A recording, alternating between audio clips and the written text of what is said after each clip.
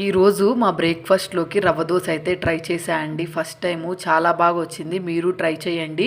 వీక్లో ఒక్కసారైనా ఈ రెసిపీ తినాలని మీరు ఫిక్స్ అయిపోతారు. అంత బాగా అయితే వచ్చింది. ఫస్ట్ ఒక బౌల్ తీసుకొని అందులోకి 2 కప్పులు పెరుగు అయితే యాడ్ చేసుకున్నాను. 1 కప్పు రవ్వ అయితే యాడ్ చేసుకొని బాగా మిక్స్ అయ్యేటట్టు మిక్స్ చేసుకొని తర్వాత ఒక 1/2 కప్పు బియ్యం పిండి, కొంచెం జీలకర్ర, అలాగే మిరియాల పొడి, టేస్ట్కి సరిపడినంత సాల్ట్, సన్నగా కట్ చేసుకున్న కరివేపాకు వేసుకొని తర్వాత 2 కప్పులతో నీళ్ళు అయితే పోసుకొని బాగా మిక్స్ చేసుకొని ఉంచుకున్నానండి పక్కన.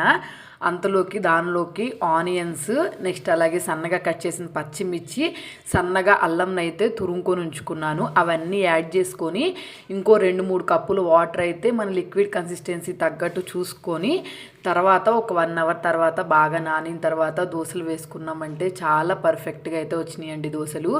నేనైతే ఎప్పుడు దోశ తిన్నా ఒకటే తింటాను. ఇదైతే మాత్రం ఆపకుండా 4 దోశలు అయితే తిన్నాను. అంత బాగా వచ్చినాయి టేస్ట్.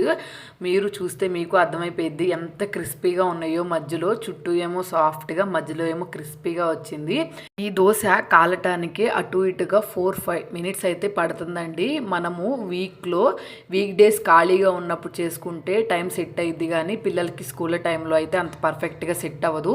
కాబట్టి మీరు కూడా ఒకసారి వీక్ డేస్లో ట్రై చేయండి. సూపర్ రెసిపీ అనమాట. మిస్ అయ్యారంటే మంచి టేస్ట్ అయితే మిస్ అయిపోతారు. వీడియో నచ్చితే మాత్రం వెంటనే సబ్స్క్రైబ్ చేసేసుకోండి.